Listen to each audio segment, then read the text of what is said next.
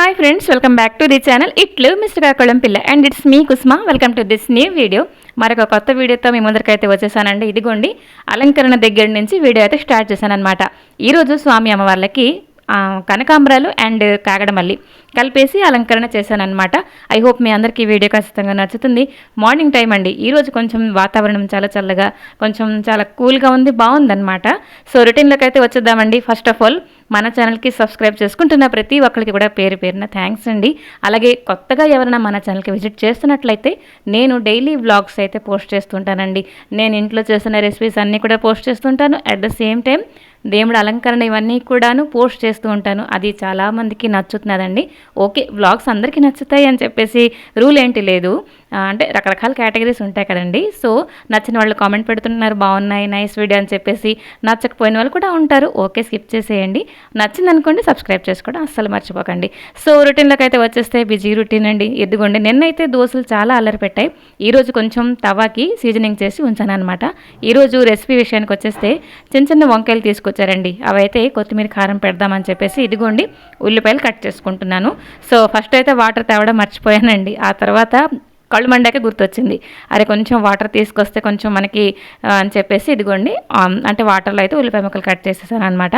పిల్లలకి అంటే మార్నింగ్ మన లంచ్ బాక్స్ ఇచ్చేటప్పుడు రోజు వెతుక్కుంటూ ఉంటాం ఏం చేస్తాం ఏంటి అని చెప్పేసి. ఈరోజు అలాంటి ఒక మంచి రెసిపీ మీతో షేర్ చేసుకుంటాను.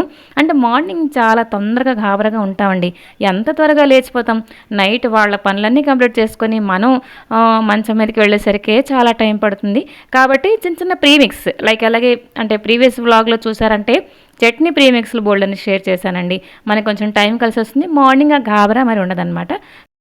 ఇంకాను మా అమ్మాయికి కూడా ఎగ్జామ్స్ అయితే వచ్చేస్తున్నాయండి దగ్గరలోకి. సో తనైతే ఇప్పుడు కాలేజ్కి వెళ్తుంది. ప్రాక్టికల్స్ కూడా ఇవన్నీ ఉన్నాయన్నమాట. తనతో పాటు నేను కూడా కొంచెం హరీబరీగా రొటీన్ అనేది చేసుకుంటున్నాను. ఇదిగోండి దోశలు అయితే వేస్తున్నాను అనమాట. అంటే దోశల పైన అయితే దోశలు అంటే మరీ పల్చగా, అంటే పిల్లలకి అంటే వీళ్ళకి ఏంటంటే మార్నింగ్ దోశలు పల్చగా పోసామనుకోండి ఒక రెండు తింటారు. ఆ పల్చని రెండు తినేసరికి కడుపు నిండిపోయింది అని చెప్పేసి మరి తినరనమాట. కాబట్టి కొంచెం మందంగా లైక్ ఓతప్పం టైప్గా నేను వేస్తానమాట. దాని మీద కొంచెం అంటే కారం పొడి కూడా వేసానండి. సో ఇదిగోండి దోశల కార్యక్రమం అయితే అయిపోయింది. ఎప్పుడైనా దోశలు వేసిన తర్వాత స్టవ్ అంతా కూడాను చాలా పాడైపోతుందండి. సో ఇదిగోండి ఫస్ట్ అయితే ఇంకో రెసిపీ మీతో షేర్ చేస్తాను కాబట్టి స్టవ్ అంతా ఒకసారి క్లీన్ చేశాను. అప్పుడే వాటర్ వచ్చేసాయండి. ఈ మధ్యన వాటర్ రావడం ఒక రొటీన్లో అంటే ఒక పార్ట్ అయిపోయిందనమాట. సో ఇదిగోండి పిలిచారు వాటర్ వస్తున్నదని చెప్పేసి ఇక్కడైతే స్టవ్ పైన ఏదో పెట్టాను అండ్ అటువైపు వెళ్ళేసి వాటర్ అయితే నింపుకుంటున్నాను అనమాట. ఇప్పుడు వాటర్ పట్టడం కూడా చూపించాలి అని చెప్పేసి కూడా అనిపించవచ్చు. దీనికి ఏంటంటే మనం రెగ్యులర్గా ఏంటంటే అలవాటు అయిపోయింది. అక్కడ ట్యాబ్ ఇప్పేస్తే ట్యాంక్లో నీళ్ళు అయితే వచ్చేస్తాయి, మనం హ్యాపీగా మన పనులన్నీ చేసుకోవచ్చు అని చెప్పేసి. కానీ ఇది ఒక ఎక్సర్సైజ్ కింద అవుతుంది అండ్ కరెంటు బిల్ కూడా కొంచెం ఆదా అవుతుందండి. ఇక్కడైతే రెసిపీలోకి వచ్చేస్తే మిక్సీ జార్లోని కొంచెం అల్లం, వెల్లుల్లిపాయలు అండ్ ఇలైచి అయితే తొక్క తీసేస్తున్నానండి. ఆ తర్వాత వేసాను కొంచెం దాల్చిన్, పుదీనా రైస్ తలక ప్రీమిక్స్ అండి, మరేంటి కాదు. కొంచెం వేసుకున్నాను గ్రీన్ చిల్లీ, ఆ తర్వాత లవంగాలు, మిరియాలు అండ్ 2 ఇలైచి కలిపేసి జార్లో అయితే వేసాను. అండ్ పుదీనా కొంచెం ఎక్కువగానే తీసుకున్నానండి. ఈ ప్రీమిక్స్ అయితే మనం పచ్చుల్లి ఇందులో యాడ్ చేయట్లేదు కాబట్టి 1 వీక్ వరకు మనం ఫ్రిడ్జ్లో స్టోర్ చేసుకోవచ్చు. ఒక 8 కంటైనర్లో చక్కగా మనం స్టోర్ చేసుకోవచ్చు అనమాట. ఇదిగోండి. సో ఇప్పుడు నేను మీకు రైస్ కూడా చేసి చూపిస్తాను. పుదీనా రైస్ బేసిక్గా అందరికీ నచ్చుతుందండి. మసాలా రైస్ అంటారు చూడండి, చాలా బాగుంటుంది కూడా. సో ఇక్కడైతే గ్రీన్ చిల్లీ మన ఇష్టం, ఒకవేళ కొంచెం ఎక్కువ కారం కావాలంటే మరి కొంచెం వేసుకోవచ్చు. సో ఇక్కడైతే నేను కడాయిలో వేసుకున్నాను కొంచెం ఆయిల్ అండ్ నెయ్యి కూడా వేసుకోవచ్చు ఆయిల్కి బదులుగా. కొంచెం ఉల్లిచి ఎక్కువ అండ్ గ్రీన్ చిల్లీ వేసిన తర్వాత కొంచెం కాజు, ఏదైనా మసాలా రైస్లోని కొంచెం కాజు వేసుకుంటే ఫ్లేవర్ బాగుంటుంది కదా. సో ఇదిగోండి ఒక 2 చిన్న అంటే ఒక చిన్న స్పూన్ తోటి 2 స్పూన్ల వరకు మన పుదీనా మసాలా ఉంచాను కదా, ఆ మసాలా పేస్ట్ వేసేసి పచ్చివాసన పోయినంత వరకు కొంచెం సాటే చేశాను అనమాట. ఆ తర్వాత ఇదిగోండి నార్మల్ రైస్ నేను ఇక్కడ వేశాను. మంచిగా ఒకసారి రైస్ చాలా వేడిగా ఉందండి, అందుకే కొంచెం జాగ్రత్తగా కలుపుకుంటున్నాను అనమాట. దీనికి బదులుగా మనం బాస్మతి రైస్ కూడా వండుకోవచ్చండి. సో ఇదిగోండి కొంచెం తగినంత సాల్ట్ వేసేసాను అండ్ మరి కాసేపు అంటే స్టవ్ ఆఫ్ చేసిన తర్వాత రైస్ అంతా విడివిడిగా వచ్చేసిందిలేండి. చాలా టేస్టీగా వచ్చిందండి. దీనికి పక్కన కొంచెం సలాడ్ చేసేస్తే మరి ఎటువంటి కర్రీ కూడా అవసరం లేదు. పిల్లలకి నార్మల్గా రైస్ కొంచెం ఉన్నది తిని మజ్జిగ వేసుకొని అంటే అస్సలు తినరండి. ఇలా కొంచెం వెరైటీగా ఫ్లేవర్ అనేది మనం యాడ్ చేస్తే చక్కగా తినేస్తారు.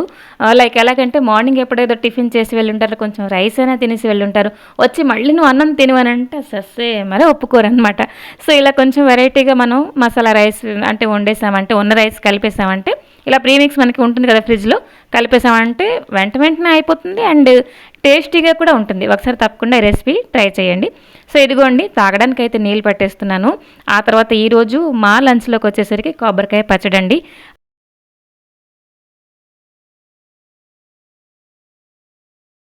ఇంకాను వంకాయ కొత్తిమీర కారం కూడా చేశానండి. ఆ రెసిపీ కూడా మీతో షేర్ చేస్తాను.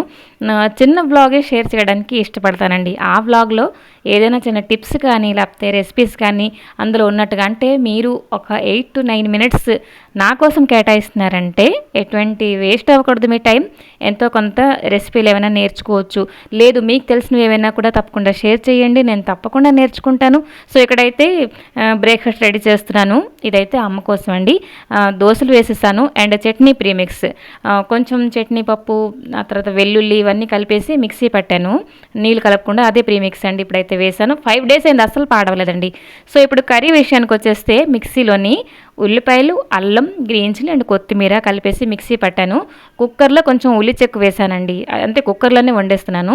కొంచెం జీలకర్ర అండ్ ఉల్లి చెక్కు ఫ్రై అయిపోయిన తర్వాత ఇక్కడైతే కొత్తిమీర కారం రెడీ చేసుకున్నాను కదా, అదైతే ఇప్పుడైతే స్టఫ్ చేస్తున్నాను. ఏదైతే ముక్కలు కట్ చేయలేదు, డైరెక్ట్గా కుక్కర్లోనే వేసేస్తే చాలా టేస్టీగా వచ్చింది. కడాయిలో వేస్తే ఒకసారి ఉడుకుతాయి, ఒకసారి ఉడకవు, అలాగ ఇబ్బంది అనమాట. సో ఇదిగో కావాల్సిన అంటే తగినంత సాల్ట్, పసుపు, కొంచెం చిల్లీ పొడి వేసాను, ఎందుకంటే గ్రీన్ చిల్లీ వేసాను కాబట్టి. ఒక 2 సీటీ వచ్చిన వరకు ఉంచానండి. ఎంత సాఫ్ట్గా అన్ని వంకాయలు ఉడికిపోయి చాలా చక్కగా వచ్చాయి. వేరేగా ఉల్లి చెక్కు వేసాను కదా, దానికి కొంచెం గ్రేవీ టైప్ వచ్చిందనమాట. సో ఇదిగోండి, అమ్మాయి కోసం వాటర్ బాటిల్ అంటే నింపేశాను. తను చేసుకోగలదు, కానీ మన తల్లులకి ఏంటంటే పిల్లలకి హెల్ప్ చేస్తూ ఉండడం, వాళ్ళ వెనకాతలు అన్నీ చెప్తూ ఉండడం మనకి అలవాటు.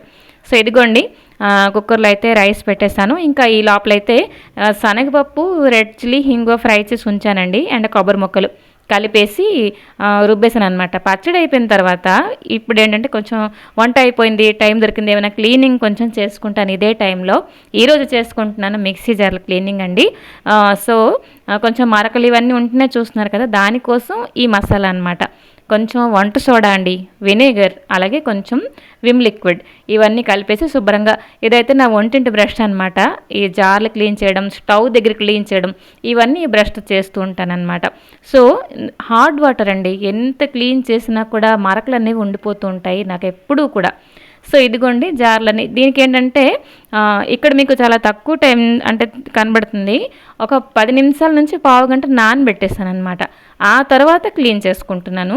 సో ఇదిగోండి, నీట్గా వదిలిపోతుంది అండ్ చాలా కొత్త వాటిలాగా వచ్చేస్తాయి అనమాట. నేను మిక్సీ ఈ 2 జార్లు ఎప్పటి నుంచి వాడుతున్నాను, మరొక 2 ఉన్నాయి, అస్సలు తీయలేదండి. సో ఇదిగోండి, కడిగిన తర్వాత చూస్తున్నారు కదా మంచిగా మెరుస్తున్నాయి అనమాట. దీనికి వాటర్ మరకలు కూడా ఉండిపోతే రేపు మళ్ళీ పని పడుతుందని మరొకసారి ఎండలో అయితే పెట్టేస్తానండి. చూస్తున్నారు కదా, బిఫోర్ ఆఫ్టర్ చూసారంటే చాలా డిఫరెన్స్ ఉంటుంది. సో ఇక్కడైతే పనులన్నీ అయిపోయాయి కదండి. ఇంకా బయట పని ఏంటంటే గుమ్మల్లో మంచిగా అంటపడుతున్నది.